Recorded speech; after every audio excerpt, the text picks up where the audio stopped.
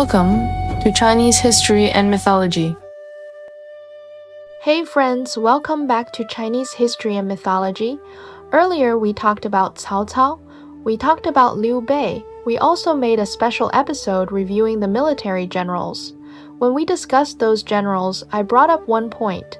Those fierce warriors charging across the battlefield, once stripped of their armor, were often nothing more than chess pieces with obvious personality flaws, used by others as weapons. Today, we are going to talk about the people who truly hid behind the scenes, using intelligence and human nature to move the world, the strategists. In the story of the Three Kingdoms, the most fascinating parts were never really the flashing blades and clashing weapons on the battlefield. They were the conversations inside military tents, the calculations hidden in letters, and the tests carried out over wine at banquets. In Chinese popular culture, there is a saying, young people should try not to read Water Margin, because that book mainly tells stories of fighting. Water Margin is full of violence, rebellion against the court, brotherhood, revenge, and personal justice. Young people who read it may easily imitate the behavior of those heroes, using violence or brotherly loyalty to solve problems, and may even end up breaking the law. So why do people also say, old people should not read Romance of the Three Kingdoms? Elderly people are supposed to be open-minded, peaceful, and enjoy their later years. But if they become obsessed with the scheming and power struggles in the Three Kingdoms, they may become sly, calculating, and overly concerned with small gains and losses, losing their peaceful state of mind. From this, you can imagine just how important the strategists are to the meaning and influence of Romance of the Three Kingdoms. Military generals decide the outcome of a battle, but strategists decide the direction of a war, a state, and even an entire age. But what is interesting is that the later image of these strategists, just like the image of military generals, was also completely changed by folk legends and literary processing. Zhu Zhiliang was deified into a half-immortal who could summon wind and rain and turn beans into soldiers. Zhou Yu was written as a tragic supporting character with a narrow mind, someone who was angered to death by Zhu Zhiliang. Sima Yi was shaped into a sinister and cunning old fox, forever hiding in the shadows. These labels are deeply rooted in people's minds, but they are often extremely far away from real history. When we talk about strategists beside rulers, two extreme images often appear in our minds. One is someone like Machiavelli, a cold scholar sitting at a desk and calmly analyzing the rules of power. The other is someone like Merlin from the legends of King Arthur, or Gandalf from The Lord of the Rings, a half-divine wise man who holds mysterious powers and can command wind and rain.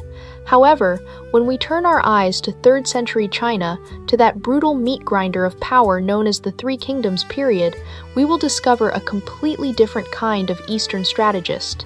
They had no magic, could not summon thunder and lightning, and might not even have had the physical strength of an ordinary soldier. Yet they could turn the tide on a rapidly changing battlefield and control storms of power inside a treacherous court. One question is worth thinking about deeply.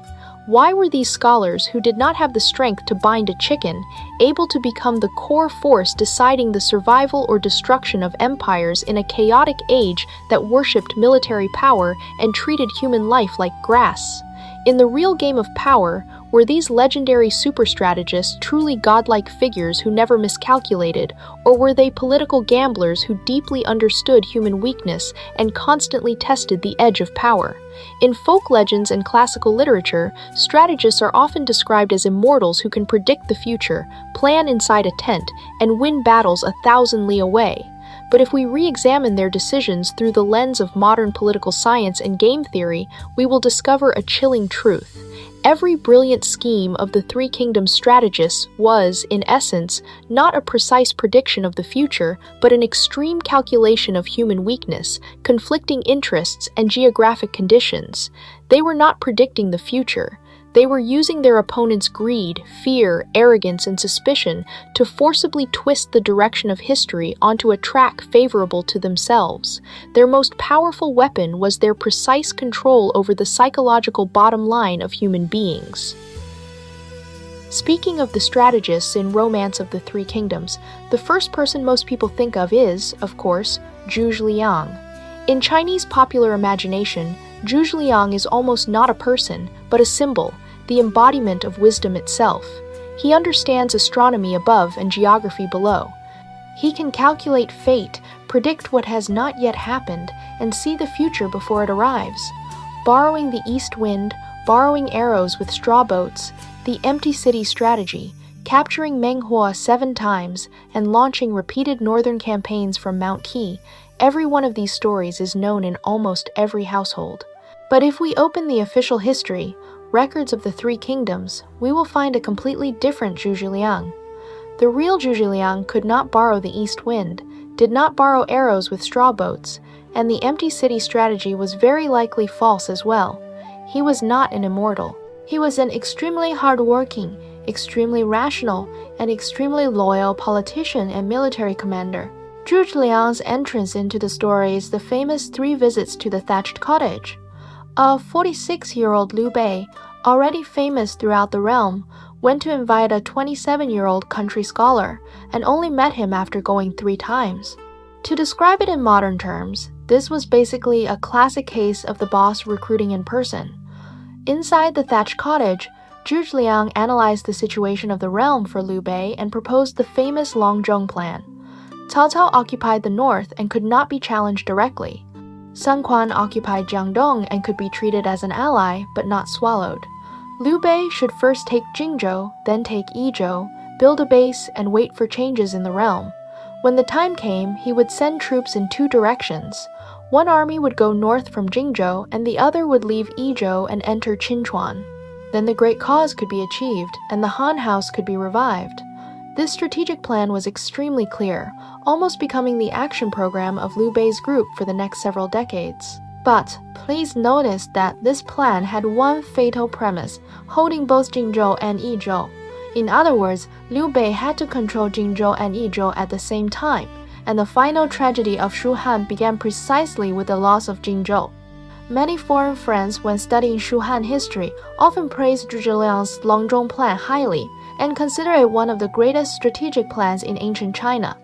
However, if we analyze it deeply from the perspective of geopolitics and military geography, we will find that the Longzhong plan buried a fatal strategic dead end from the very beginning. The core strategy of the Longzhong plan was holding both Jingzhou and Yizhou, meaning occupying Jingzhou and Yizhou at the same time, and then dividing the army into 2 routes to launch a northern campaign into the Central Plains. On paper, this strategy looked perfect. But in real military operations, it violated the most basic principle of concentrating military strength. Between Jingzhou and Yizhou lay towering mountains and the 3 gorges of the Yangtze River, making transportation extremely difficult. Once war began on 2 fronts at the same time, Shu Han's weak national strength simply could not support logistics and supplies for both fronts. Even more fatal was the fact that Jingzhou was a land contested from all directions. To the north was Cao Cao, and to the east was Sun Quan. Shu Han's force in Jingzhou was actually at an absolute disadvantage, trapped between 2 sides. When Zhuge Liang created this strategy, in order to match Liu Bei's political demand of reviving the Han House, he deliberately played down Eastern Wu's determination to obtain Jingzhou. This blind optimism and strategy directly led to the chain of disasters that followed: Guan Yu's loss of Jingzhou and Liu Bei's crushing defeat at Yiling. When Liu Bei entrusted the broken situation to Zhuge Liang at Beidi City, Shu Han was facing a desperate crisis both inside and outside. Externally, it had lost Jingzhou, its strategic springboard. Internally, it faced serious factional division. Inside the Shu Han regime, there were roughly 3 factions: the Jingzhou faction that had followed Liu Bei into Shu, the Dongzhou faction from Liu Zhang's period, and the local Yizhou scholar gentry faction. The local Yizhou scholar gentry had not been optimistic about Shu Han from the beginning.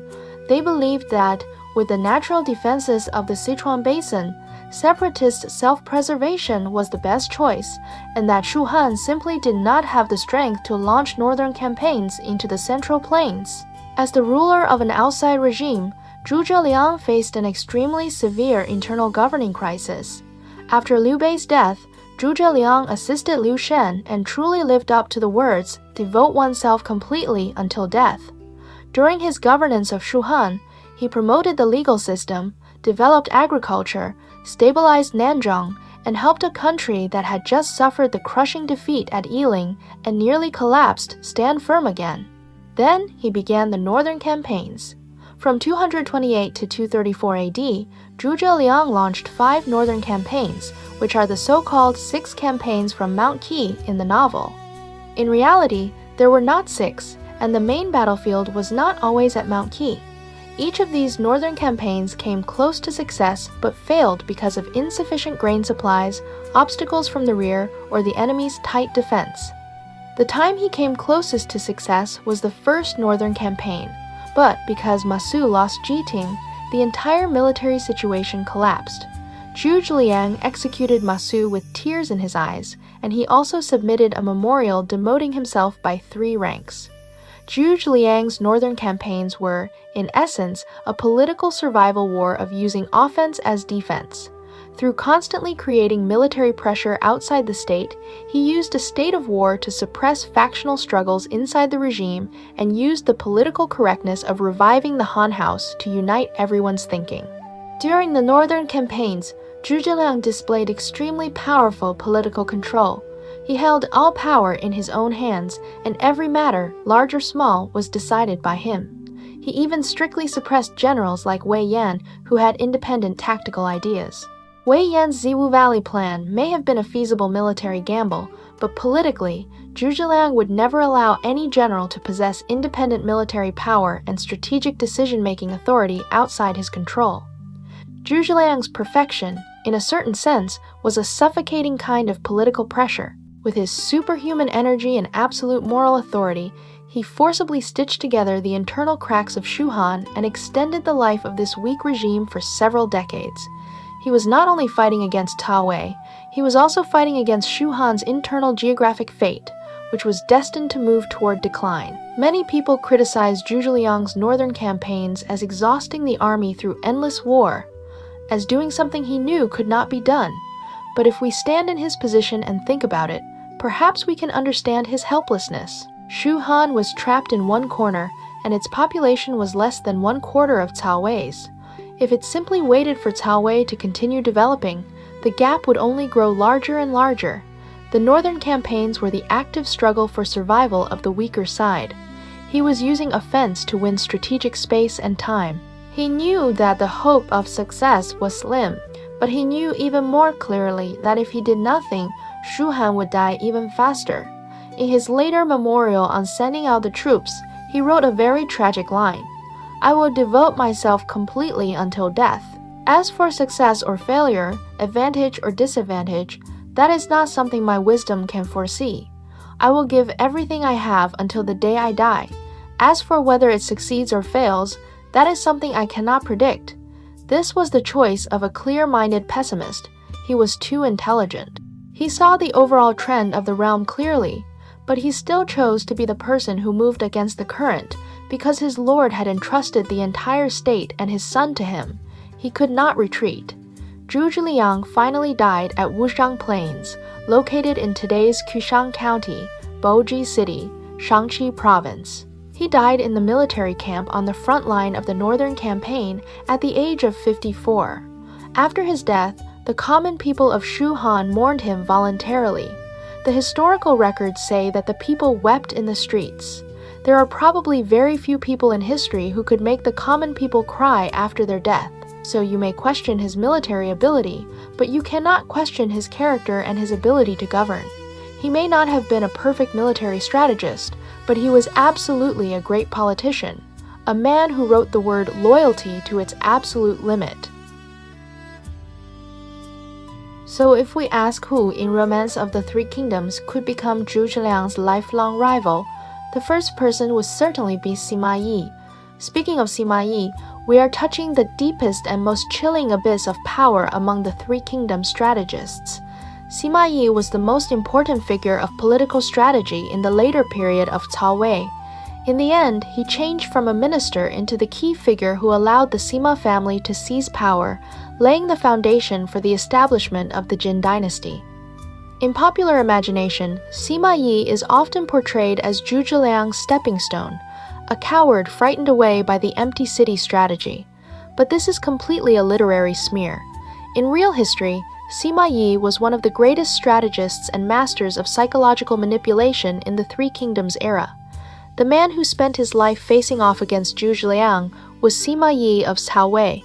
If Zhu Zhiliang was a bright strategist standing openly under the light, then Sima Yi was a dark strategist hidden deep underground.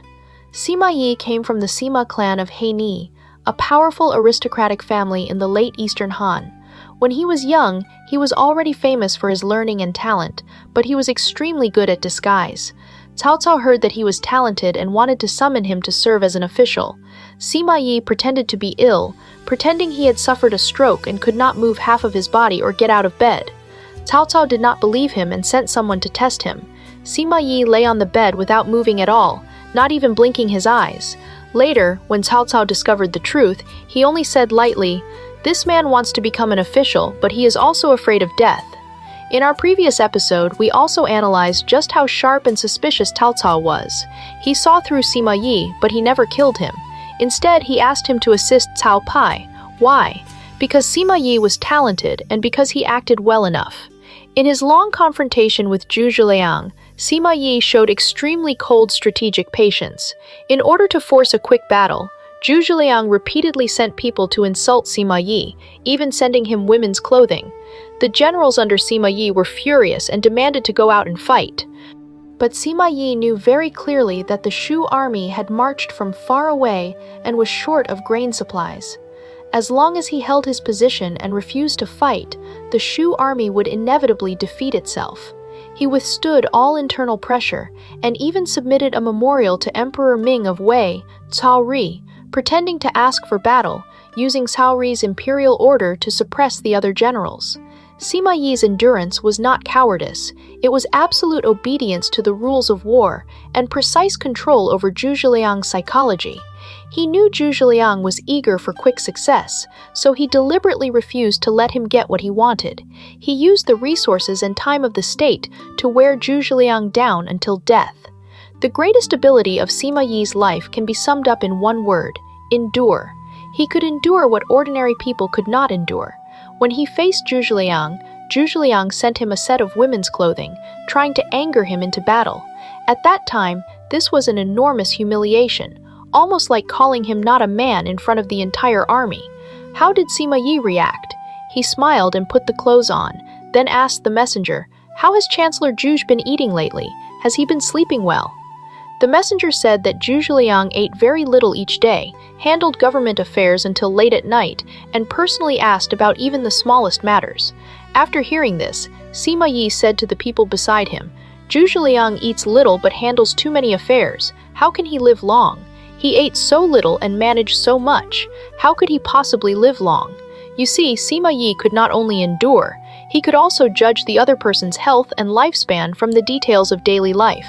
This kind of insight is truly terrifying.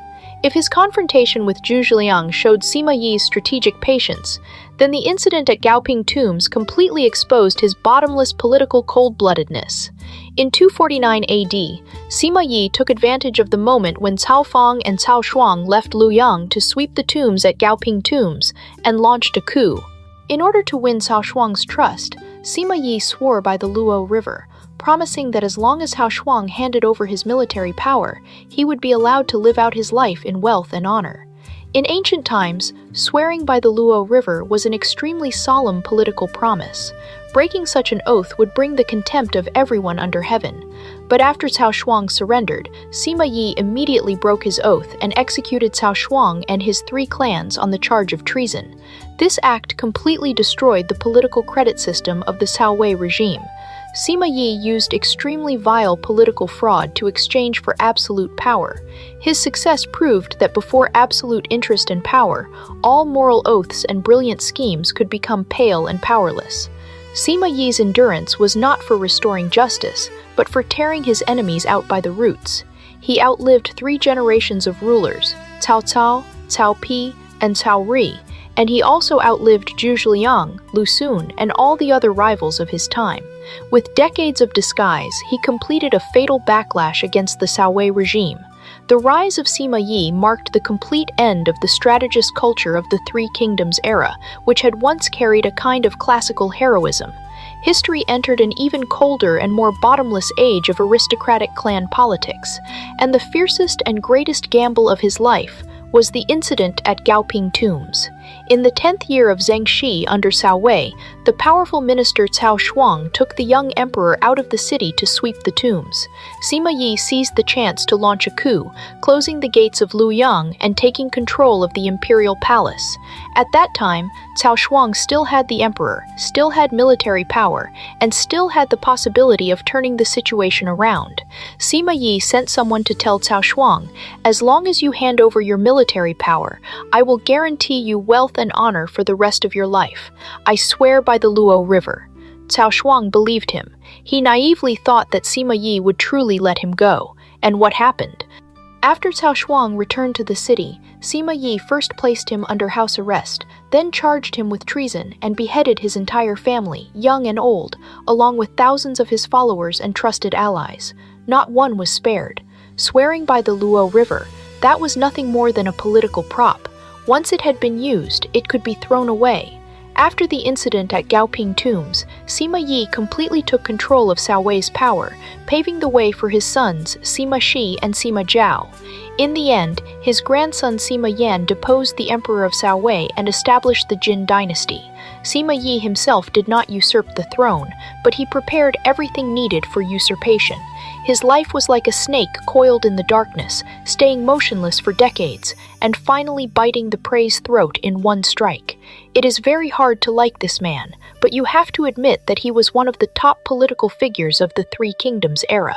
But after Cao Shuang surrendered, Sima Yi immediately broke his oath and executed Cao Shuang and his three clans on the charge of treason. This act completely destroyed the political credit system of the Cao Wei regime. Sima Yi used extremely vile political fraud to exchange for absolute power. His success proved that before absolute interest and power, all moral oaths and brilliant schemes could become pale and powerless. Sima Yi's endurance was not for restoring justice, but for tearing his enemies out by the roots. He outlived 3 generations of rulers, Cao Cao, Cao Pi, and Cao Ri, and he also outlived Zhu Liang, Lu Xun, and all the other rivals of his time. With decades of disguise, he completed a fatal backlash against the Cao Wei regime. The rise of Sima Yi marked the complete end of the strategist culture of the Three Kingdoms era, which had once carried a kind of classical heroism. History entered an even colder and more bottomless age of aristocratic clan politics. On the Shu Han side, there were also 2 very important strategists, Pang Tong and Fa Zheng. Pang Tong was known as the fledgling phoenix, and he was as famous as Zhu Liang, whose title was the Hidden Dragon. There is a saying, "Where there is a hidden dragon, there must also be a fledgling phoenix." From this, we can see the authority Pang Tong held as a strategist. After he joined Liu Bei, he played a key role in the process of taking Yizhou. Liu Bei brought Pang Tong into Shu, and on the surface they were helping Liu Jiang fight Jiang Lu, but in reality Pang Tong was planning everything behind the scenes. Pang Tong urged Liu Bei many times to act sooner, and even proposed 3 strategies. The best strategy was to launch a sudden attack on Chengdu. The middle strategy was to pretend to return to Jingzhou and take the chance to absorb the Yizhou army. The lower strategy was to retreat and defend Beidi City. Liu Bei chose the middle strategy. Pang Tong was very active on the Yizhou battlefield, but unfortunately during one siege, he was hit by a stray arrow and died at Lofeng Slope, at only 36 years old. Pang Tong's death was a heavy blow to Shu Han. He had originally been one of the most important possible successors after Zhu Liang. After his death, Liu Bei had no choice but to transfer Zhu Liang from Jingzhou, and this indirectly caused Guan Yu to become isolated and unsupported in Jingzhou. Standing in sharp contrast to Zhu Liang's steadiness and concern for the overall situation was the radicalism and destruction of another genius strategist of Shu Han, Pang Tong. Pang Tong's title was Fledgling Phoenix, and in folk reputation, he stood alongside Zhu Liang. But in real history, Pang Tong represented the most extreme and most practical route in the Shu Han camp, one that would use any means necessary. During Liu Bei's entry into Shu and seizure of Yizhou, Pang Tong proposed 3 plans to Liu Bei: the best plan, the middle plan, and the lower plan. The best plan was to choose elite troops, march day and night, directly launch launch a surprise attack on Chengdu and capture Lu Zhang alive. The middle plan was to pretend to return to Jingzhou, lure and kill the Shu Han defending generals, and then advance step by step.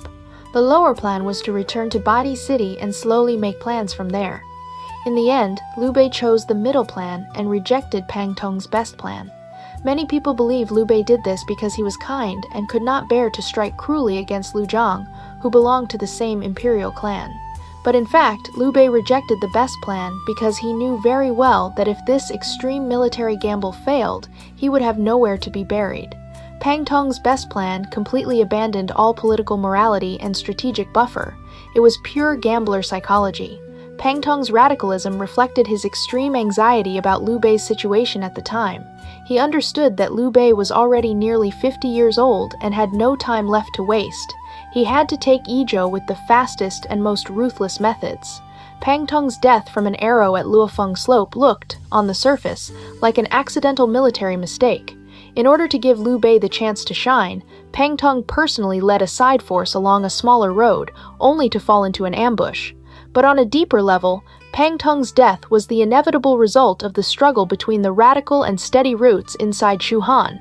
Pang Tong's early death caused Liu Bei to completely lose the strategic margin for quickly swallowing the realm. It also forced Liu Bei to slow down and transfer Zhu Zhiliang, Zhang Fei, Zhao Yun, and others into Sichuan, paying an extremely painful price before he finally took Yizhou. Pang Tong's talent is beyond doubt, but his extreme personality, doing anything to achieve his goal, even disregarding his lord's safety, meant that he was destined not to become the foundation stone that kept the state machine running, as Zhu Zhiliang did. His destruction was a miniature portrait of radicalism crashing into complex political reality. In the strategist group of Shu Han, there was another figure who was often criticized by later moral defenders, but who played an irreplaceable role in Liu Bei's group. That person was Fa Zheng. Fa Zheng's courtesy name was Zhao Ji. He was a typical poisonous strategist, someone who remembered every slight and repaid every grudge. His private life was not proper, and he even privately killed several people who had once offended him because of personal resentment. In the Han Dynasty, which valued moral reputation and personal integrity, someone like Fa Zheng would normally have found it very difficult to enter the core circle of power. But Liu Bei listened to almost everything he said, and even wept bitterly after his death. Fa Zheng may have been Liu Bei's most trusted strategist, with no real rival. Fa Zheng was originally an official under Lu Zhang, but he believed Lu Zhang was weak and unclear-minded, so he had long been secretly plotting with Zhang Song to welcome Liu Bei into Shu. After Liu Bei took Yizhou, Fa Zheng became Liu Bei's chief strategist. During the Hanzhong campaign, it was Fa Zheng who planned the Battle of Dingjun Mountain. He saw clearly that Xiahou Yuan underestimated the enemy and advanced too rashly, so he advised Liu Bei to set an ambush below Dingjun Mountain and let the old general Huang Zheng charge down from high ground, killing Xiahou Yuan in one strike.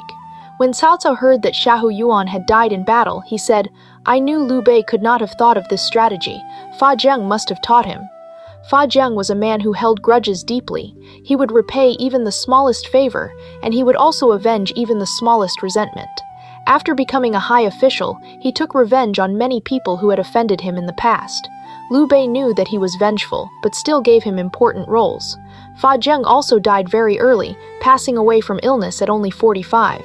Liu Bei shed tears for him 3 times. After Fa Zheng's death, Shu Han's military strategic ability dropped by 1 level. Later, when Zhu Zhiliang launched the northern campaigns, some people said that if Fa Zheng had still been alive, he certainly could have persuaded Liu Bei not to attack Wu. This assumption cannot be verified, but one thing is certain. Fa Zheng was one of the people of that era who best understood the balance between Cao and Liu. Why did Liu Bei favor a morally flawed person so much? Because Fa Zheng represented the coldest and most hidden dark side of Liu Bei's group. If Zhu Zhiliang was the public signboard Liu Bei used to show the world his benevolence, righteousness, and legitimacy, then Fa Zheng was the sharp blade Liu Bei used in the dark to do the dirty and exhausting work. In the Hanzhong campaign, it was Fa Zheng who proposed the brilliant strategy of making noise in the east while striking in the west and killing Xiahou Yuan at Dingjun Mountain. This helped Liu Bei completely defeat Cao Cao on the main battlefield. Fa Zheng's strategies were often not bound by moral limits. He cared only about the efficiency of killing with 1 strike. Fa Zheng's existence reveals the jungle law hidden beneath Shu Han's moral clothing. Liu Bei needed Zhuge Liang to build the legitimacy of his regime, but he also needed Fa Zheng to tear open the enemy's defense line in brutal wars of annexation. Fa Zheng's death caused Liu Bei to lose a strategist who could carry out extreme strategies without psychological burden. Later, when Liu Bei insisted on launching the Battle of Yiling, Zhuge Liang did not strongly stop him, and the advice of Zhao Yun and others was also useless. To a large extent, this was because the Shu Han camp no longer had a dark side advisor like Fa Zheng, someone who dared to satisfy Liu Bei tactically while providing cold strategic support. Fa Zheng's early death marked the complete loss of Shu Han's wolf-like nature, the kind that could use any means necessary for victory. From there, it gradually moved toward rigidity. Turning our eyes to the northern Cao Wei camp, we will find a completely different survival logic for strategists. Cao Cao's power base was built on the extreme use of talent and absolute control over power. In Cao Cao's strategist group, Sun Yu was an extremely special and extremely tragic figure. Sun Yu was praised by Cao Cao as a talent capable of assisting a king. He was Cao Cao's most important political strategist in the early period, and he made great contributions in welcoming Emperor Xian of Han, stabilizing the Central Plains, and recommending talented people. Those top minds who made plans and offered strategies for Cao Cao, the first one must be Sun Yu. Sun Yu was called a talent capable of assisting a king. He was Cao Cao's most important strategist and politician in the early period. Many of the things Cao Cao achieved were actually pushed forward by Sun Yu behind the scenes.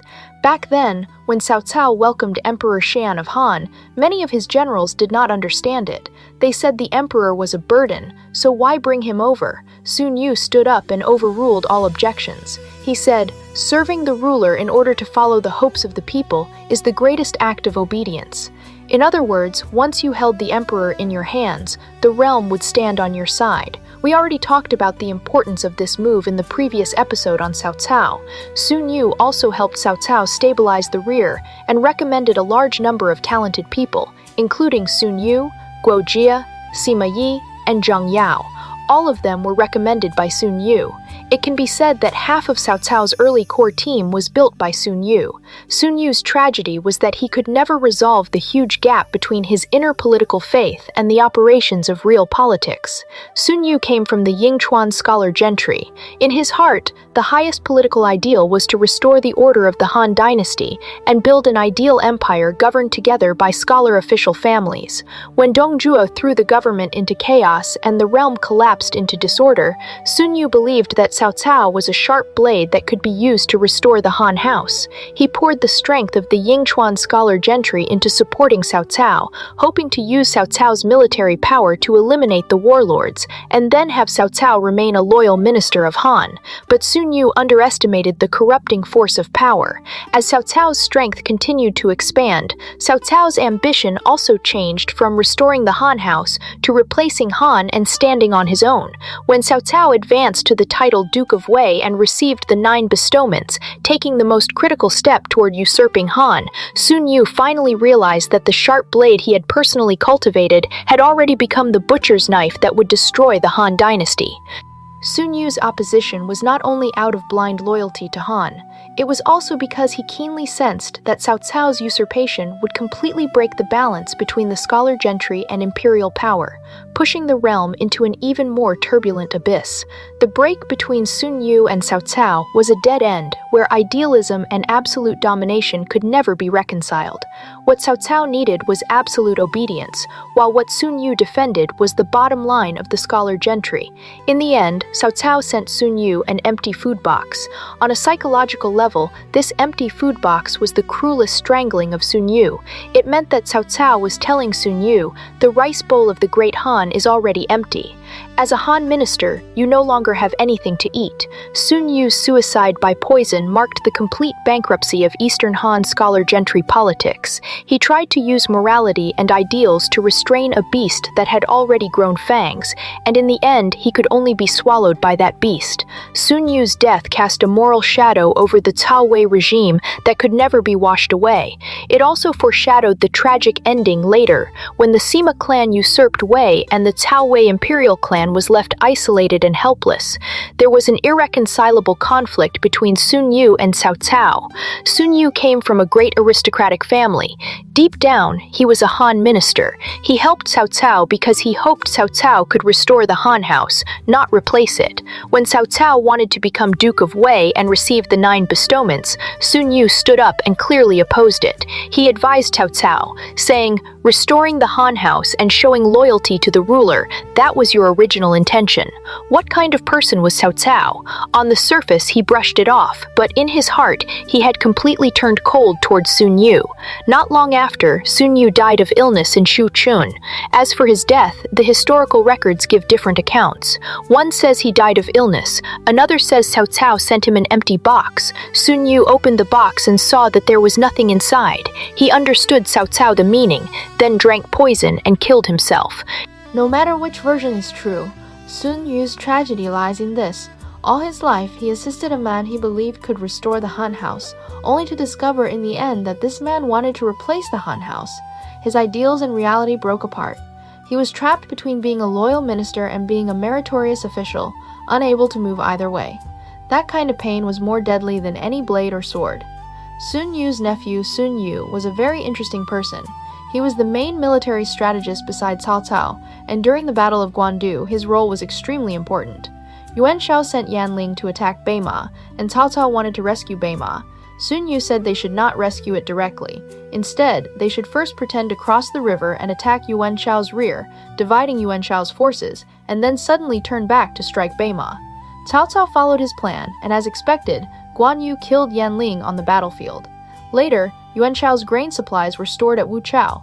Cao Cao wanted to launch a surprise attack, but many people thought it was too risky. Sun Yu and Jia Su firmly supported Cao Cao. In the end, one fire at Wuchao caused Yuan Shao's army morale to collapse. Sun Yu was extremely low-key. Throughout his life, he offered countless brilliant strategies for Cao Cao, but he never boasted about himself. His trait was appearing foolish on the outside while being wise on the inside. He looked ordinary on the outside, even a little dull, but inside, he understood everything more clearly than anyone. Cao Cao once praised him by saying, "Sun Gongda is a model for others." Unfortunately, he died a few years after Sun Yu, but he also did not live to see the day when Wei replaced Han.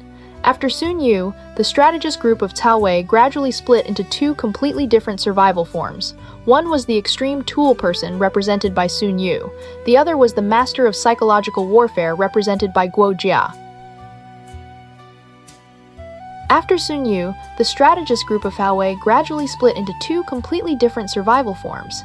One was the extreme tool person represented by Sun Yu. The other was the master of psychological warfare represented by Guo Jia. Sun Yu, courtesy name Gongda, was a military strategist whom Cao Cao relied on heavily. He took part in many tactical designs during the Battle of Guandu, including the killing of Yan Ling and Wen Chou, as well as the Battle of Yanjin. Cao Cao called him his military advisor. But Sun Yu's image in history is extremely low-key. He never took part in political struggles, never made friends with powerful nobles, and even in daily life he seemed very dull and quiet.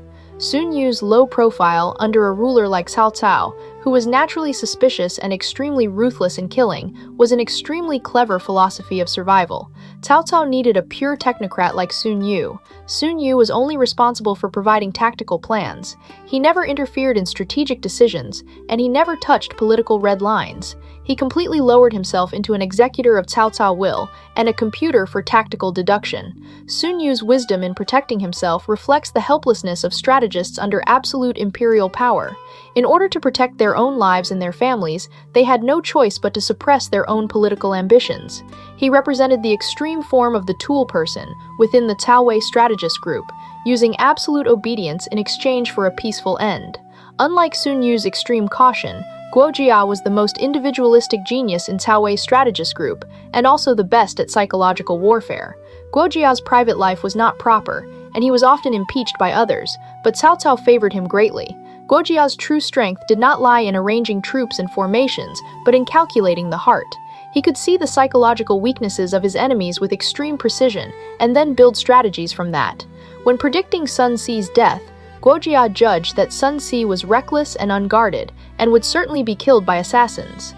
When advising Cao Cao to attack the Wuhuan quickly, Guo Jia saw through the lucky mindset of Yanshang's remaining forces and the Wuhuan people, who relied on their distance and made no preparations.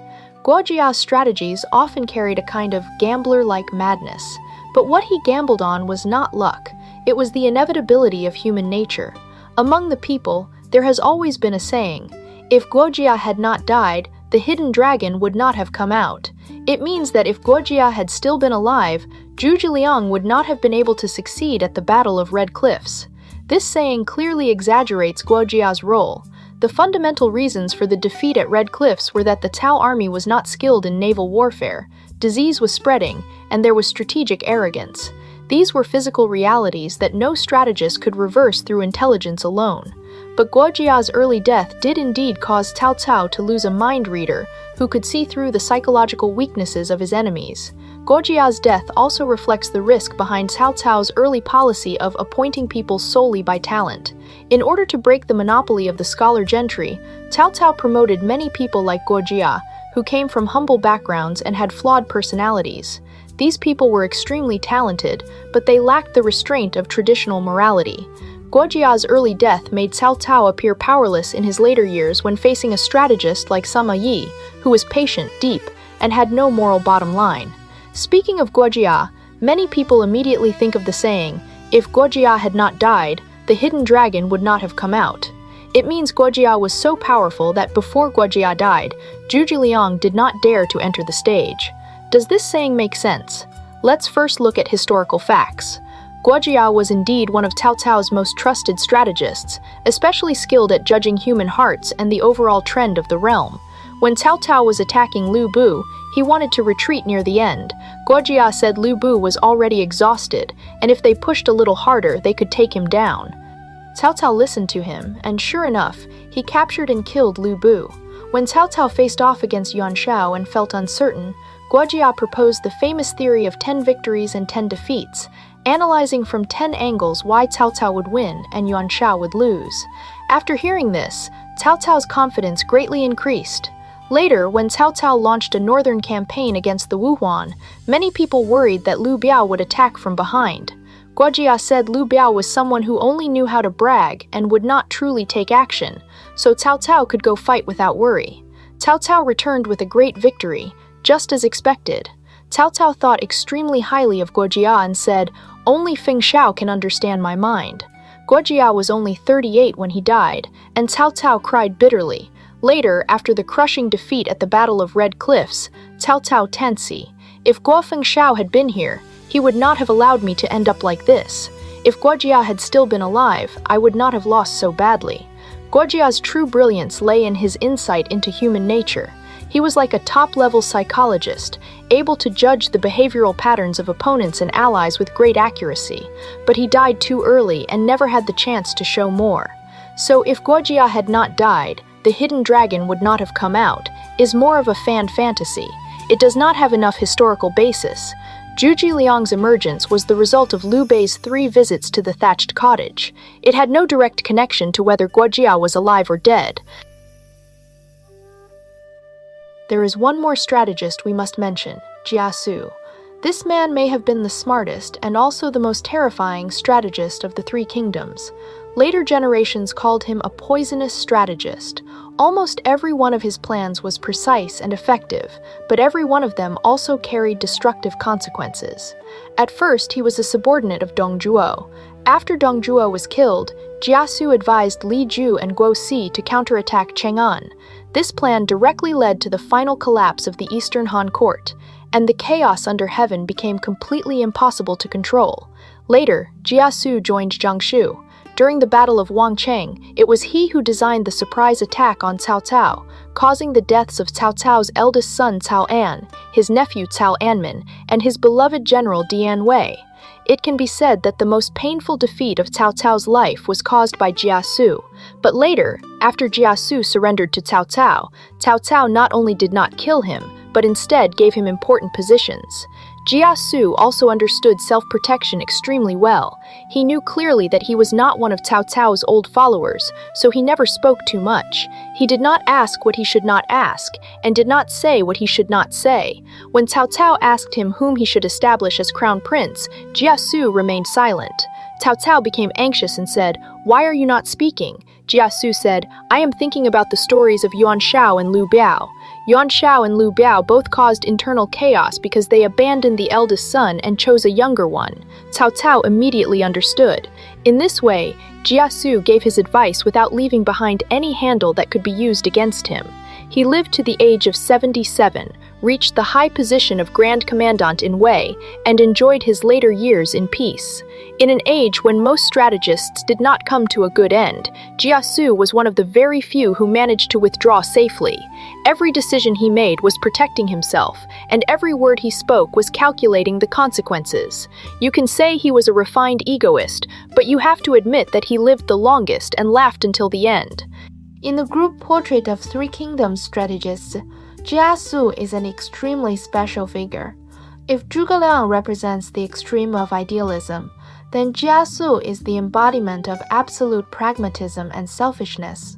Among the people, he was called a poisonous strategist because his plans were often flawless, but the price was the blood of countless people and great chaos under heaven. Jia Su's famous first move came after Dong Zhuzhuo's death, when he advised Li Ju and Guo Si to counterattack Chang'an. This strategy directly caused the complete collapse of the Eastern Han court and brought terrible suffering to the Guangzhong region. Jia Su gave this advice only to preserve his own life. In his eyes, all the people under heaven and the rise and fall of a dynasty were not as important as his own survival. This extreme coldness ran through his entire life. Later, he assisted Jiang Su and defeated Cao Cao twice. But before the Battle of Guandu, he accurately judged that Cao Cao had greater potential and persuaded Jiang Su to surrender again. In Cao Cao to camp, Jia Su displayed top-level psychological insight.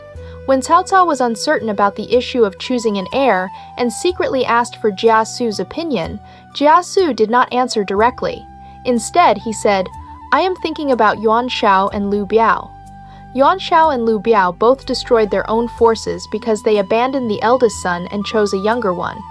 Cao Cao instantly understood and immediately confirmed Cao Pi's position as heir. With only one sentence, Jia Su decided the future political direction of Cao Wei. However, the most terrifying and smartest part of Jia Su was his wisdom in protecting himself.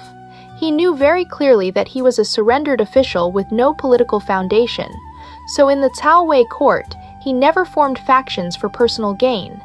After work, he closed his door and did not go out, and he even did not allow his children to marry into powerful families. At the center of power, full of suspicion and killing, Jia Su used extreme low profile and restraint to successfully protect himself and his family. In the end, he died peacefully at the old age of 77. All his life, he calculated against others. But in the end, through his deep understanding of human weakness, he perfectly protected himself. Finally, we turn our eyes to the Eastern Wu camp in Jiangdong. The strategists of Eastern Wu carried a unique tragic undertone as prisoners of geopolitics. They not only had to face the enormous military pressure of northern Cao Wei, but also had to engage in difficult power struggles inside their own state with the great local families of Jiangdong. Zhou Yu was the brightest commander-type strategist in early Eastern Wu. In Romance of the Three Kingdoms, Zhou Yu is shaped into a tragic figure who is narrow-minded, jealous of Zhuge Liang's talent, and finally angered to death. The line, "Since Yu was born, why was Liang also born?" is especially deeply rooted in people's minds. But this is a serious distortion of historical truth. The real Zhou Yu was not only an outstanding tactical commander, but also a geopolitical master with a grand strategic vision.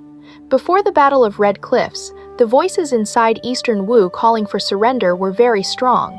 It was Zhou Yu who precisely analyzed the 4 fatal weaknesses of the Cao army and strengthened Sun Quan's determination to resist Cao Cao. In the Battle of Red Cliffs, Zhou Yu served as the frontline commander-in-chief and used a fire attack to defeat the Cao army, laying the foundation for the division of the realm into three powers. But Zhou Yu's strategic ambition went far beyond this. He proposed to Sun Quan a grand strategy of dividing the realm into two. First, seize Jingzhou, fully control the Yangtze River, then march into Yizhou, bring Ma Chao and the other Ziliang forces under their command, and finally divide rule with Cao Cao along the river while waiting for the chance to launch a northern campaign. Zhou Yu's strategy was more aggressive than Lu Su's strategy on the couch, and also more enterprising.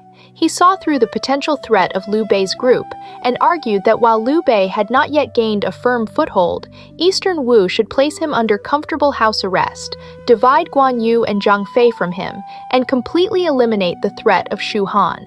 The idea that Zhou Yu was jealous of Zhu Zhiliang is complete nonsense.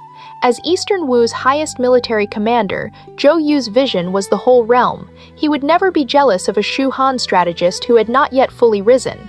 Zhou Yu's early death was a huge loss for Eastern Wu. His death caused Eastern Wu to lose its only commander with the ability and strategic courage to advance and seize the realm. From that point on, Eastern Wu's strategy retreated from dividing the realm into two to defending Jiangdong as a separatist power, and it never again had the ability to pose a real strategic threat to the north. Unlike Zhou Yu's aggressive ambition, Lu Su is often portrayed in popular imagination as an honest, simple, nice guy who was tricked again and again by Zhu Zhiliang. This is also a serious literary misunderstanding of history.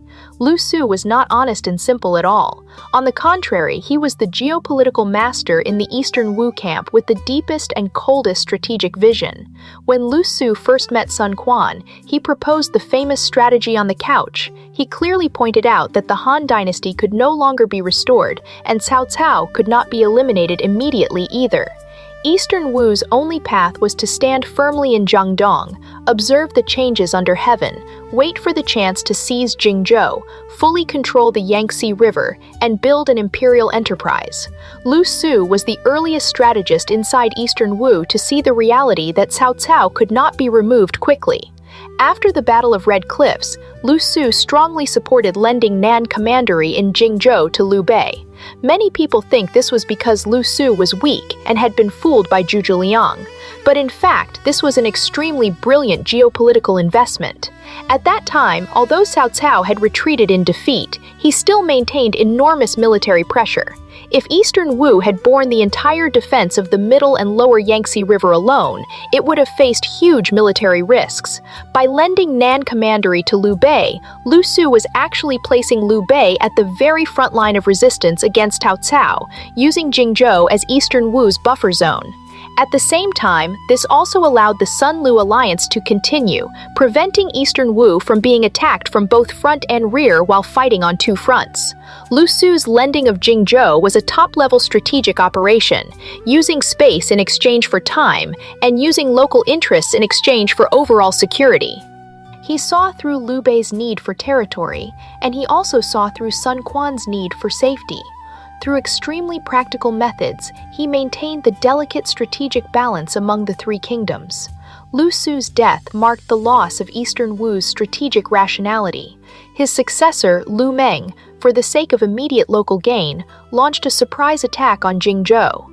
Although this expanded Eastern Wu's territory in the short term, it completely destroyed the Sun-Lu alliance, led to the brutal exhaustion of the Battle of Yiling, and ultimately caused Eastern Wu to lose the strategic initiative in the struggle for the realm.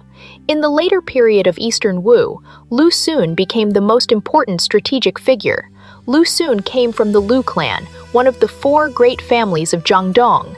He was the peak representative of the great aristocratic families in Eastern Wu's military world. Lu Xun's most classic battle was, of course, the Battle of Yiling, where he burned the connected Shu camps and defeated Liu Bei. Facing Liu Bei's revenge army, which had been launched with the strength of the entire state, Lu Xun displayed terrifying patience and tactical execution.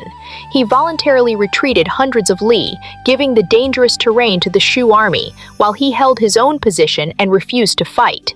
The Shu generals repeatedly asked for battle, but Lu Xun withstood all the pressure. He knew very clearly that Liu Bei's fighting spirit was at its height, and Liu Bei also held the upstream geographic advantage. If they fought a decisive battle at that moment, they would certainly lose. Lu Xun's retreat was actually using terrain, time, and Liu Bei's psychological impatience to carry out a higher-level strike. When the Shu army had advanced 500 or 600 li deep into Wu territory and had set up connected camps stretching 700 li in the hot summer, Liu Bei's army was already exhausted, morale was low, and it had lost coordination with the navy. Lu Xun sharply seized this opportunity and used a fire attack to crush the Shu army in one move. Lu Xun's victory did not rely on some strange trick. It relied on absolute respect for the rules of war and the extreme wearing down. Finally, we turn our eyes to the Eastern Wu camp in Jiangdong. The strategists of Eastern Wu carried a unique tragic undertone as prisoners of geopolitics. They not only had to face the enormous military pressure of northern Cao Wei, but also had to engage in difficult power struggles inside their own state with the great local families of Jiangdong. Zhou Yu was the brightest commander-type strategist in early Eastern Wu. In Romance of the Three Kingdoms, Zhou Yu is shaped into a tragic figure who is narrow-minded, jealous of Zhuge Liang's talent, and finally angered to death. The line, "Since Yu was born, why was Liang also born?" is especially deeply rooted in people's minds. But this is a serious distortion of historical truth. The real Zhou Yu was not only an outstanding tactical commander, but also a geopolitical master with a grand strategic vision. Before the Battle of Red Cliffs, the voices inside Eastern Wu calling for surrender were very strong. It was Zhou Yu who precisely analyzed the 4 fatal weaknesses of the Cao army and strengthened Sun Quan's determination to resist Cao Cao. In the Battle of Red Cliffs, Zhou Yu served as the frontline commander-in-chief and used a fire attack to defeat the Cao army, laying the foundation for the division of the realm into 3 powers. But Zhou Yu's strategic ambition went far beyond this. He proposed to Sun Quan a grand strategy of dividing the realm into 2. First seize Jingzhou, fully control the Yangtze River, then march into Yizhou, bring Ma Chao and the other Ziliang forces under their command, and finally divide rule with Cao Cao along the river while waiting for the chance to launch a northern campaign. Zhou Yu's strategy was more aggressive than Lu Su's strategy on the couch, and also more enterprising. He saw through the potential threat of Liu Bei's group and argued that while Liu Bei had not yet gained a firm foothold, Eastern Wu should place him under comfortable house arrest, divide Guan Yu and Zhang Fei from him, and completely eliminate the threat of Shu Han. The idea that Zhou Yu was jealous of Zhuge Liang is complete nonsense. As Eastern Wu's highest military commander, Zhou Yu's vision was the whole realm.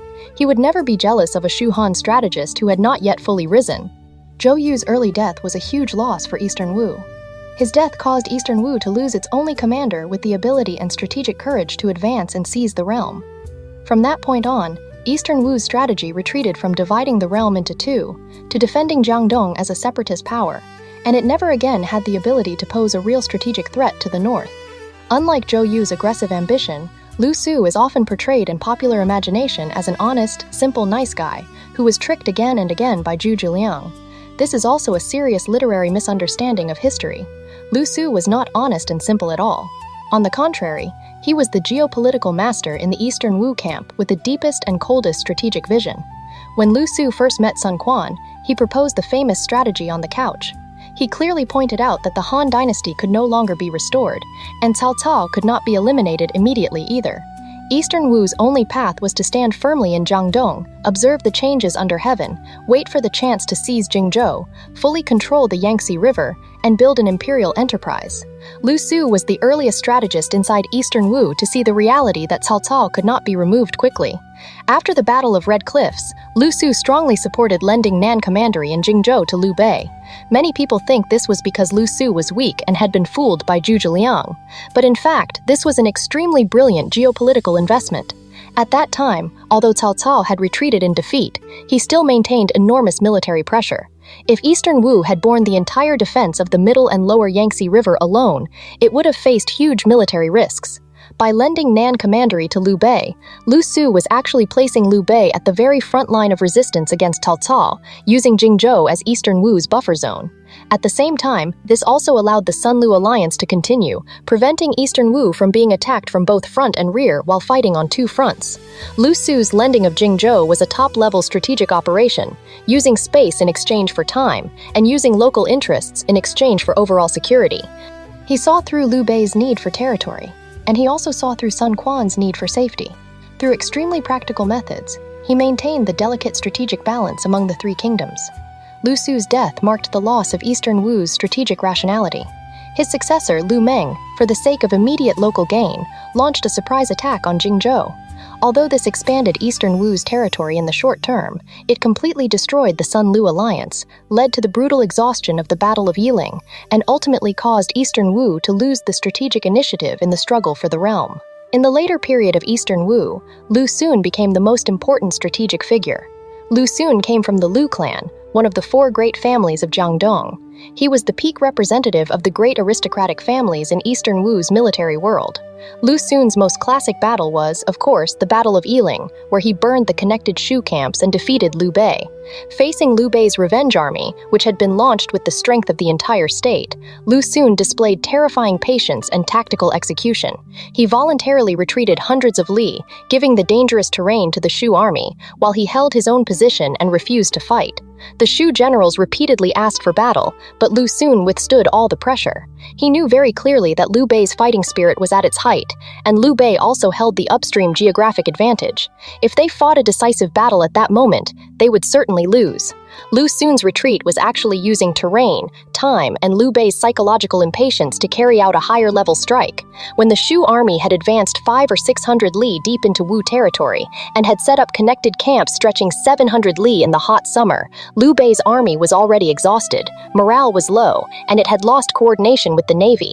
Lu Xun sharply seized this opportunity and used a fire attack to crush the Shu army in one move. Lu Xun's victory did not rely on some strange trick. It relied on absolute respect for the rules of war and the extreme wearing down of the enemy's psychology. However, Lu Xun's military peak could not cover up his tragic fate as a member of the great aristocratic families within Eastern Wu's political ecology. The Eastern Wu regime was, in essence, a shared rule between Sun Quan and the four great families of Jiangdong, the Gu, Lu, Zhu, and Zhang clans. Sun Quan always remained extremely alert and defensive toward these great families. Because Lu Xun's achievements were so high that they overshadowed the ruler, and because he was too close to the crown prince's faction, he gradually aroused Sun Quan's suspicion.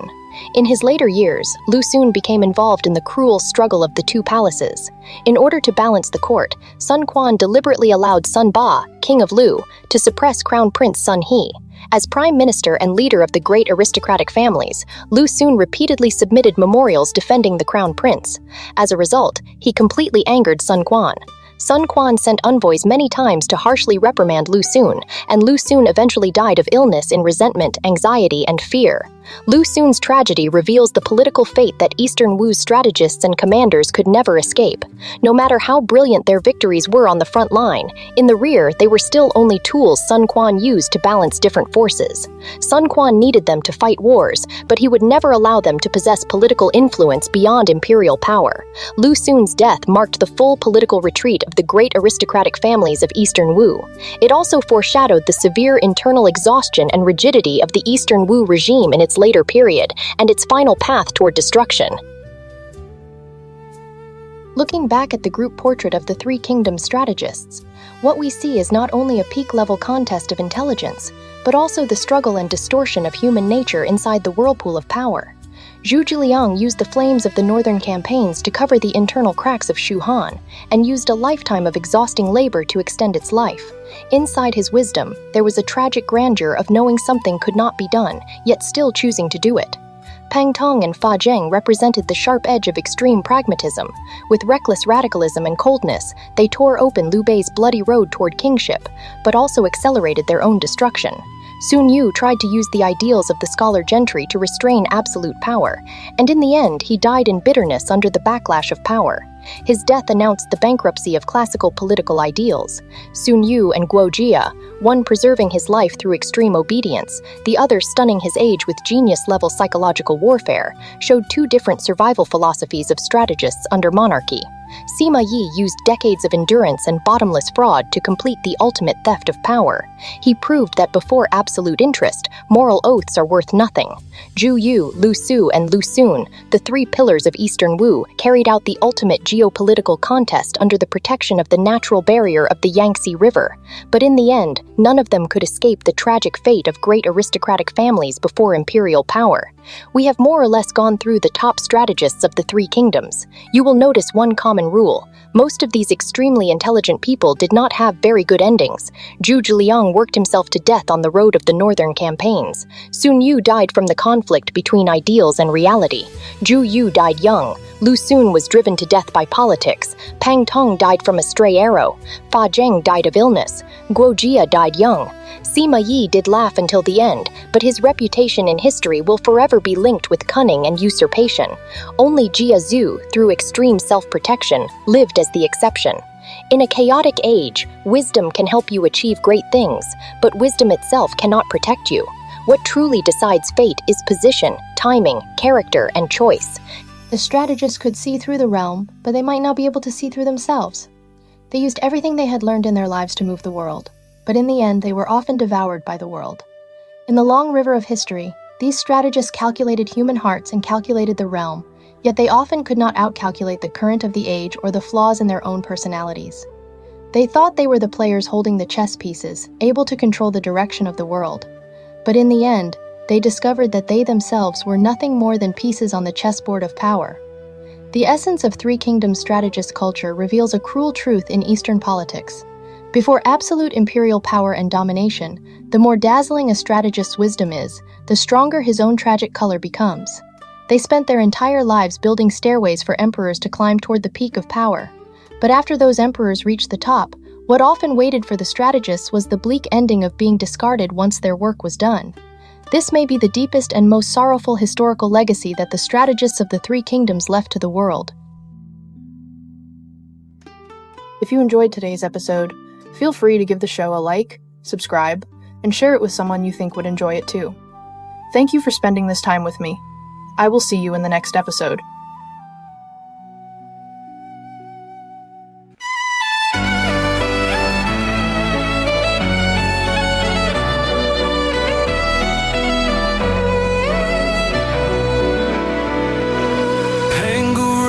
Sky and light, Nuwa healed the broken heart.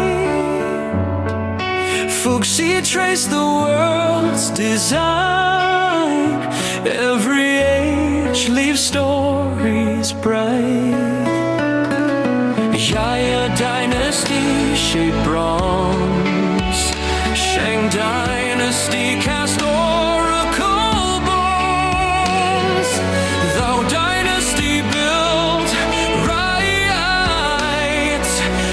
dynasty forged the great walls, and dynasty opened Silk Road winds. Three Kingdoms dynasty turned war to tales. Jin dynasty led ink and mountains bloom. Sui dynasty carved the Grand Canal. Tang dynasty crowned the world with art. Song dynasty raised learning's flame. Yun dynasty swept the northern plains. Ming dynasty strengthened walls again. Qing dynasty closed an ancient end.